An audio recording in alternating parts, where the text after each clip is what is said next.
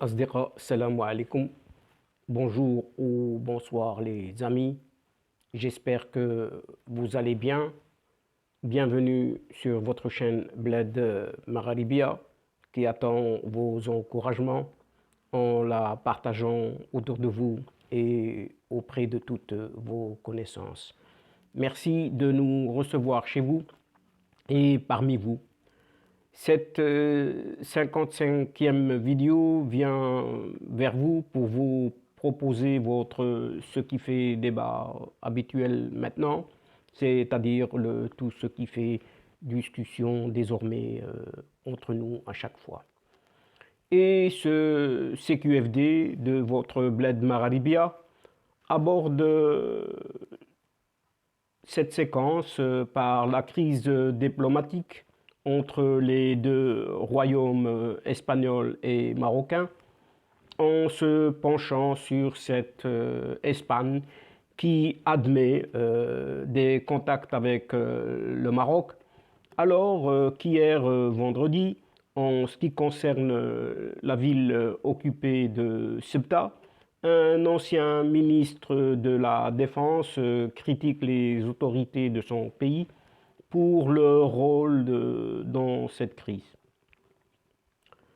Par ailleurs, la récente résolution des eurodéputés sera au menu d'une réunion urgente du Parlement arabe, et c'est dans ce climat délétère qu'il est même question d'une éventuelle intégration des deux villes occupées de Ceuta et Melilla dans l'espace Schengen, qui pose et qui dépose certaines interrogations de cette réalité ou cette irréalité ou de simple surenchère, alors qu'une commissaire européenne ne cesse de rappeler au Parlement européen la coopération parfaite entre guillemets du Maroc et de cette Union européenne.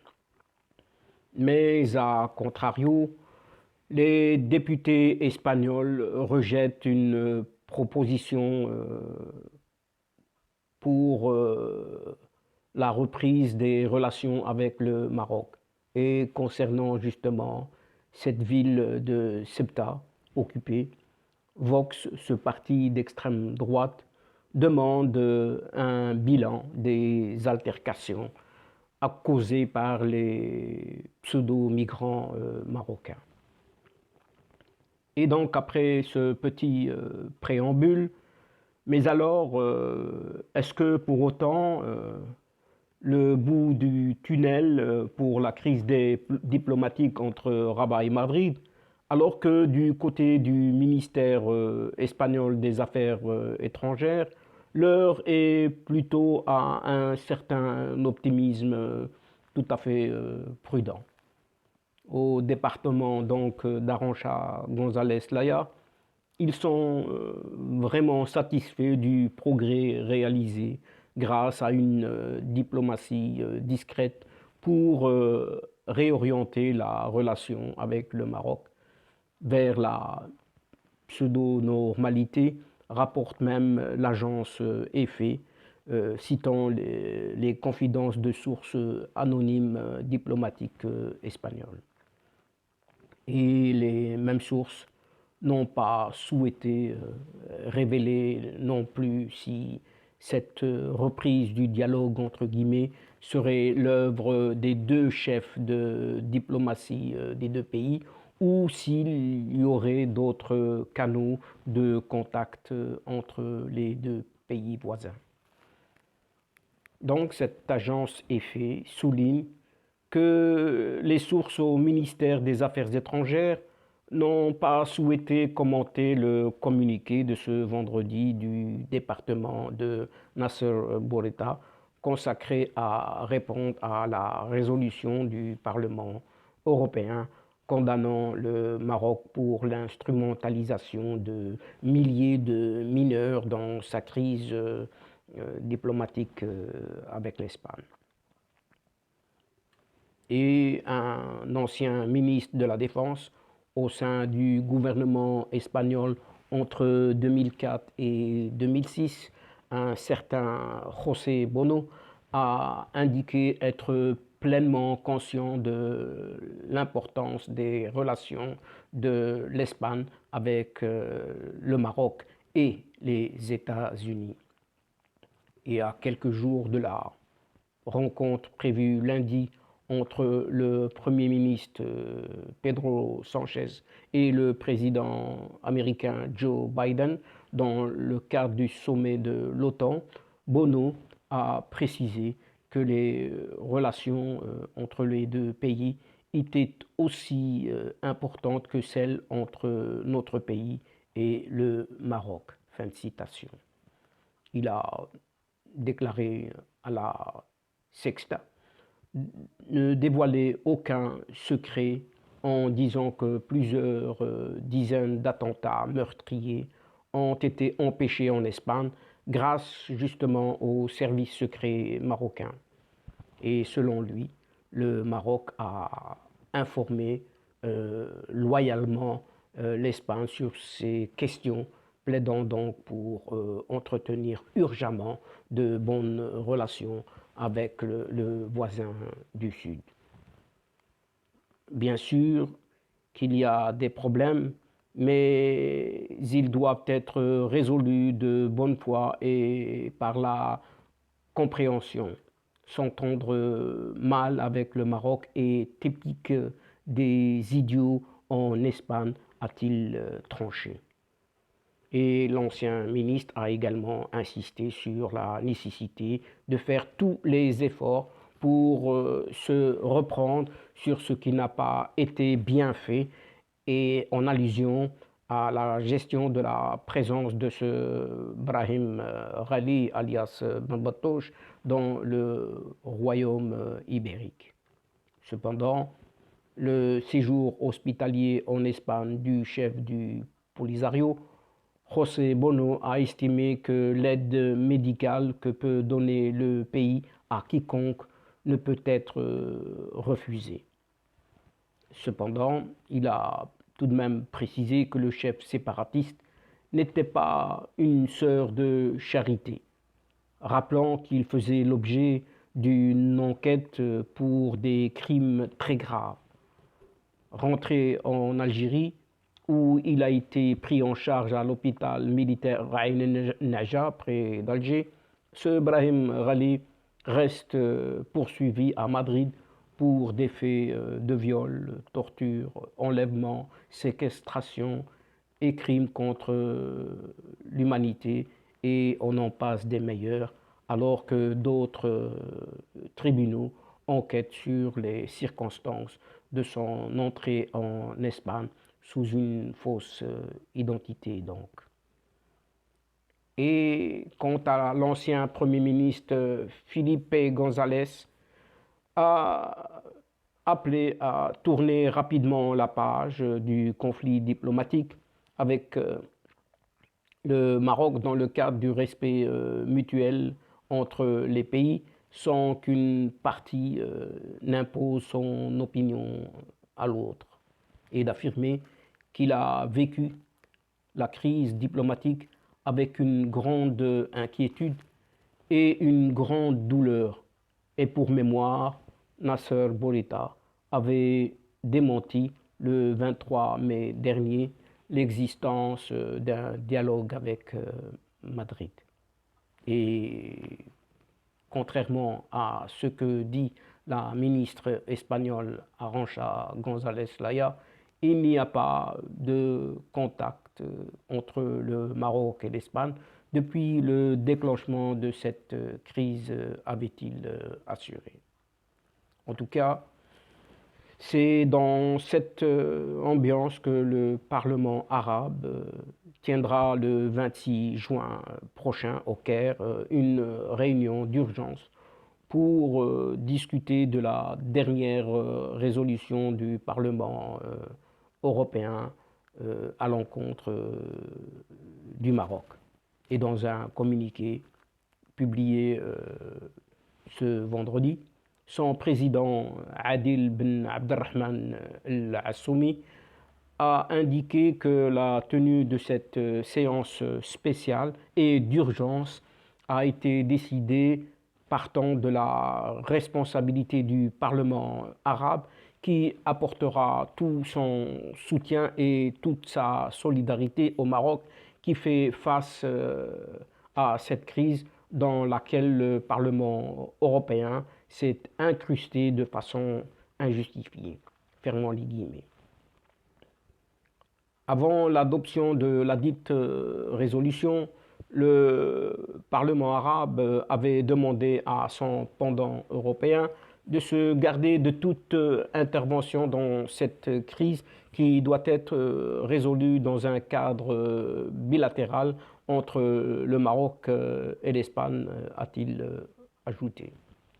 Aussi, soulignons que l'obstination du Parlement européen à aller de l'avant dans ses positions provocatrices sur des questions arabes, en plus de la dernière résolution rejetée en bloc, requiert désormais une sérieuse action arabe, sachant que le Parlement arabe avait condamné la résolution adoptée par le Parlement européen à l'égard du Maroc. Donc, un communiqué. Dans ce communiqué, le Parlement arabe a critiqué la position du Parlement européen et son obstination à s'immiscer dans une crise bilatérale qui peut être résolue par des moyens diplomatiques et des négociations bilatérales directes entre le Royaume du Maroc et celui d'Espagne. Passant outre la voie de la raison et de la sagesse, y compris celle du Parlement arabe, qui, lui, a pourtant demandé de s'abstenir de toute ingérence injustifiée dans cette crise bilatérale. Et c'est ainsi qu'il est même question d'une éventuelle intégration de Ceuta et Melilla, ces deux villes occupées par l'Espagne, dans l'espace Schengen et l'union douanière qui a été déterrée cette semaine et qui a déjà fait l'objet de surenchères politiques depuis plusieurs années et de rapports mettant en garde contre une telle décision, rappelant son impact sur les deux villes. Et l'Espagne a annoncé ce jeudi dernier qu'elle examine sérieusement l'abolition du régime spécial Schengen à Ceuta, qui le maintient en dehors du territoire commun de l'Union européenne et son inclusion dans l'Union douanière. Une annonce qui soulève plusieurs questions quant à son timing, ses raisons et sa portée. Et l'Espagne a-t-elle réellement intérêt à intégrer ces deux enclaves dans l'espace Schengen et mettre fin au statut spécial? Ici, il faut faire quand même un petit retour en arrière, puisque déjà en 1986, l'Espagne adhère à ce moment à la communauté économique européenne, ce qui était appelé le CEE. Et toutefois, contrairement à ces territoires de Ceuta et Melilla, qui n'étaient pas concernés par l'union douanière et la politique agricole commune, le PAC. Elles ont été exonérées de l'application de la taxe sur la valeur ajoutée, la TVA. Et en 1991, avec l'adhésion de l'Espagne aux accords de Schengen, les deux enclaves ont bénéficié également d'un statut spécial permettant d'exonérer les habitants de Nador et de Tétouan de visa pour s'y rendre. La menace donc d'intégrer Ceuta et Melilla dans le régime douanier de l'Union européenne et l'espace Schengen est toutefois lancinante depuis de nombreuses années.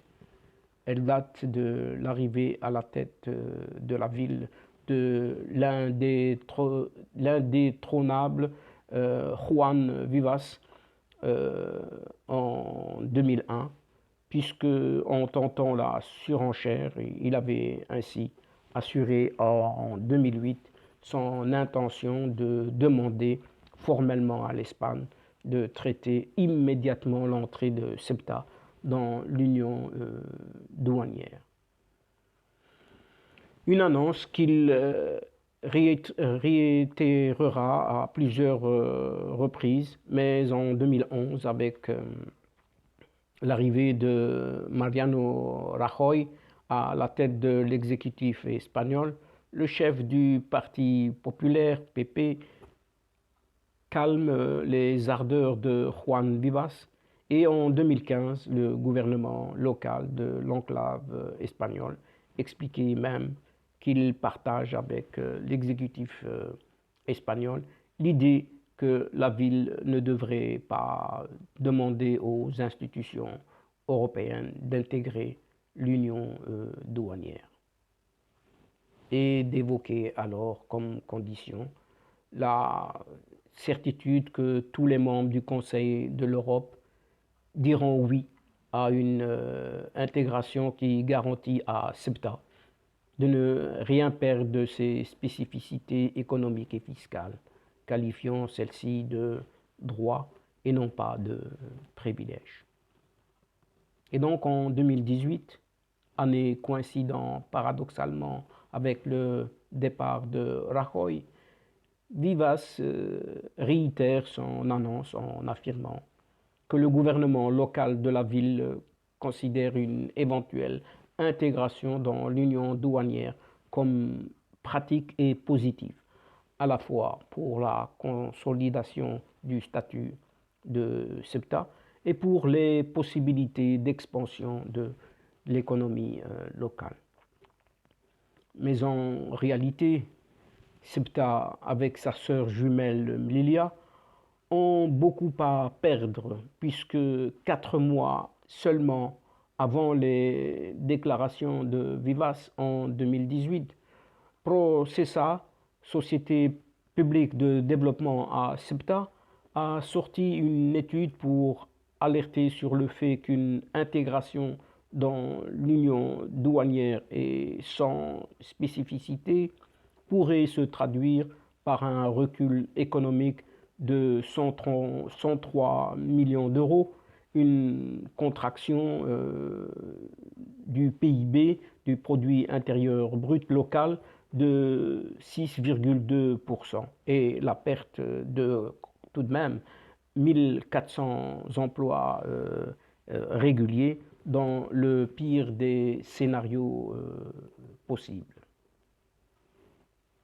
Nous aurions nécessairement à planifier un changement structurel important et une nouvelle stratégie de la ville en réfléchissant aux activités à moyen terme qui peuvent orienter sa structure productive pour atténuer l'effet total que le changement entraînerait à court terme, ajoute cette même analyse. Et donc l'entrée dans l'Union européenne, comme les gouvernements de Vivas et d'Imbronda, ainsi que l'opposition et les agents socio-économiques, semblent convenir favoriserait la sortie des produits de Ceuta vers le Maroc, documenté par cette association DUA. Mais il y aurait un impact sur les prix en raison de l'application de taxes et éventuellement, sauf exception, des droits de douane sur les marchandises, rappelle encore cet avis. Laissons de côté la position politique du Maroc. Il n'en est pas moins vrai que sa position économique doit tout de même compter sur les questions de frontières et de voisinage. Assume toujours cette analyse qui rappelle aussi que dans le cas de l'application des visas Schengen et en excluant les employés de maison, il y a tout de même 5000 emplois irréguliers pourraient être perdus, entraînant des conséquences également de l'autre côté de la frontière et augmentant le coût de la vie à Ceuta. En effet, Ceuta perdra son régime spécifique en intégrant l'union douanière et l'espace Schengen. Son régime fiscal, TVA, impôt sur le revenu, etc., devra s'aligner sur le reste de l'Espagne. De ce fait, le tourisme de shopping que les autorités locales essaient de promouvoir auprès des Marocains non frontaliers aura beaucoup moins d'intérêt, sans oublier la fin de la contrebande vers le Maroc. Mais le timing de l'annonce d'une telle démarche n'est pas anodin et elle intervient en pleine crise politique et migratoire avec Rabat. Elle arrive aussi après la mobilisation du Maroc contre la contrebande il y a 2 ans et l'intangibilité de Rabat sur la fermeture des frontières depuis mars 2020 pousse Madrid à ne plus espérer de solution. Et dans cette configuration, l'Espagne semble prête à assumer un tel coût en misant bien évidemment sur la contribution de l'Union européenne. Et d'ailleurs, Ceuta va déjà recevoir quelques 10 millions d'euros d'aide européenne dans quelques semaines, après la crise migratoire qui vient de se passer. Et c'est dans ce cadre qu'Helena Dalli, commissaire européenne à l'égalité d'origine maltaise, a pris la parole ce jeudi au Parlement européen pour clore la séance de débat sur la question des mineurs marocains non accompagnés. Et les déclarations de cette commissaire viennent affirmer un positionnement quasi systématique de l'Union européenne sur son partenariat avec le Maroc, après avoir rappelé l'importance des droits de l'homme pour l'Union européenne, ainsi que des plus vulnérables et des enfants, affirme être confiante quant aux engagements pris et des valeurs partagées entre l'Union et le Maroc. Elle ajoute aussi que la coopération permettra d'apporter les réponses aux défis posés dans le domaine migratoire à travers notamment un dialogue renforcé avec le Royaume marocain, qui est un pays de transit, d'origine et de destination des migrants. Elle a également insisté sur le besoin de coopération et de trouver des solutions communes. Et il s'agit de trouver des solutions concrètes pour régler ensemble les enjeux socio-économiques et la problématique migratoire dans le cadre d'une vision globale du partenariat Union européenne-Afrique, précise-t-elle. Elle apporte aussi son soutien à la décision marocaine de faciliter le retour des mineurs non accompagnés, clairement identifiés, en espérant que son application soit proche et efficace, dépassant ainsi la question de la situation des frontières avec le Maroc. Elle reconnaît que tout cela révèle la nécessité de nous tourner vers l'avenir et de donner un nouveau souffle à la politique de migration de l'Union européenne. Pour conclure, vantant le nouveau pacte migration et asile, la commissaire réitère l'importance du partenariat avec le Maroc, qui veut pleinement coopérer pour œuvrer ensemble à notre prospérité et sécurité, mais également pour relever nos défis communs. Toutefois, après que le Parlement européen, le gouvernement que préside Pedro Sánchez, enregistre un autre appui à sa gestion de la crise diplomatique avec le Maroc. En effet, pas plus tard qu'hier, la plénière de la Chambre basse du Parlement espagnol a rejeté une proposition déposée par le Parti populaire, le PP, appelant à la reprise des relations avec le Maroc le plus tôt possible, et ce dans le cadre d'une stratégie à long terme, et à renforcer la présence et les moyens des forces et organes de sécurité de l'État à la frontière sud avec Rabat. Et cette motion a également pointé du doigt le rôle de plus en plus flou de l'Espagne au sein de l'Union européenne, l'espace transatlantique et la Méditerranée, rapporte Publico. L'initiative du PP, donc du Parti populaire, n'a pas eu l'adhésion escomptée de la majorité de la Chambre basse, et le résultat de l'opération du vote est sans appel.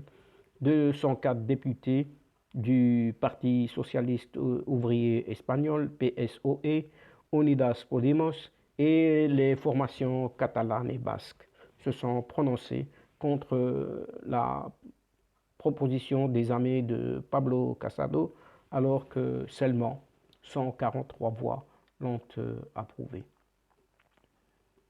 Et la semaine dernière, le bureau de la Chambre basse a rejeté donc la demande du PP sollicitant la comparution de Pedro Sánchez devant la plénière de la Chambre des représentants pour expliquer sa gestion de la crise diplomatique avec le Maroc et l'opacité ayant entouré l'accueil de ce Brahim Ghali alias Bambatouche dans un hôpital de Logroño.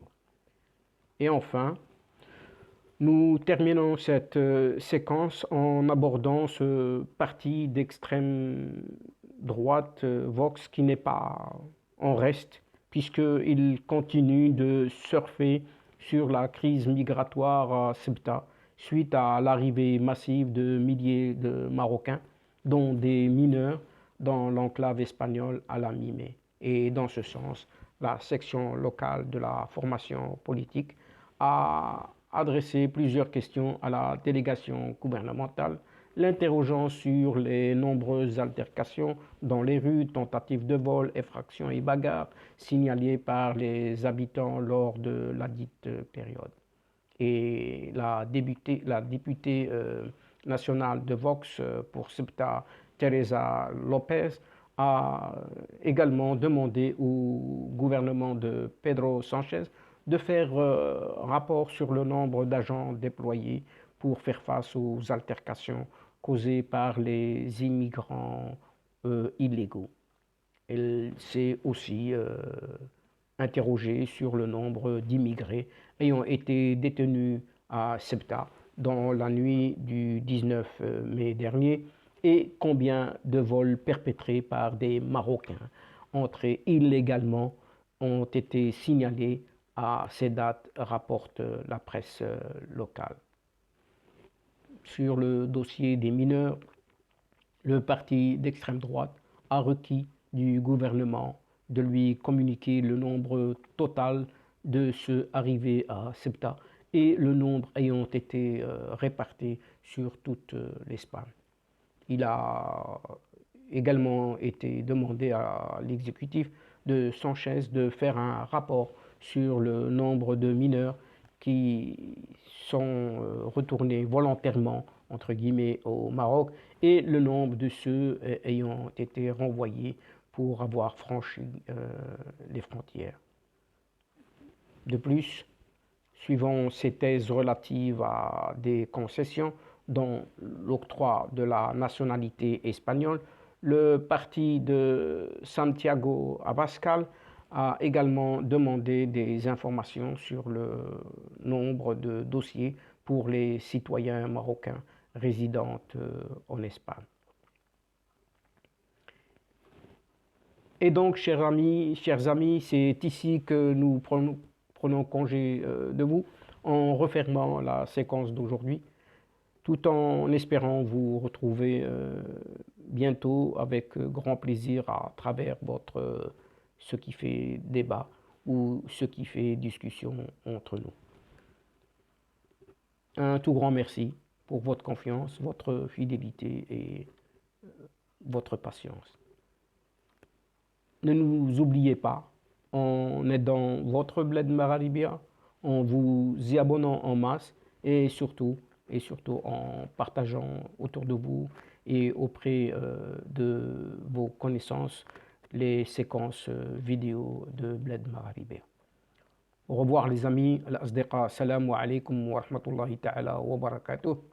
À la prochaine fois et à bientôt. إلى اللقاء في حصة أخرى إن شاء الله. مع السلامة.